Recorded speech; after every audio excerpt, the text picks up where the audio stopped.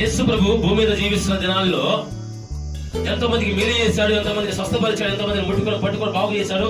కుష్టివాది కలిగిన గాని, కుంటివాది గాని, గుడ్డివాది గాని, ఎవరైనా కానీ యేసు ప్రభు దగ్గరికి వస్తే ఆయన స్వస్థపరిచే పంపాడు తప్ప ఈ రోజు నాకు ఖాళీ లేదు రేపు రాపు అని చెప్పేసి పంపించాలా. ఇప్పుడు కూడా యేసు ప్రభు దగ్గరికి నువ్వు వెళ్తే నాకు టైం లేదు, ఖాళీ లేదు, ఇంతమందికి ప్రార్థన చేసి ఇంతమందికి వాక్యం చెప్పాను, రేపు రాను చూద్దాం అనలేదు. ఎప్పుడు కూడా ఎక్కడా కూడా ఎంతమంది వచ్చినా స్వస్థపరచుటకు శక్తివంతుడైన, ఎంతమంది వచ్చినా కూడా బాగు చేయటకు బలవంతుడైన, ఎంతమంది వచ్చినా కూడా సరిచేయటకు సర్వోన్నతుడైన,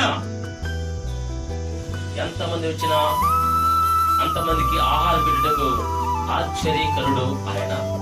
కాబట్టి యేసు ప్రభువుని గురించిన సత్యాన్ని మనం తెలుసుకోవాలంటే కనుక మనము ముందు దేవుని మీద ఆధారపడవలసిన వారమై ఉన్నాం.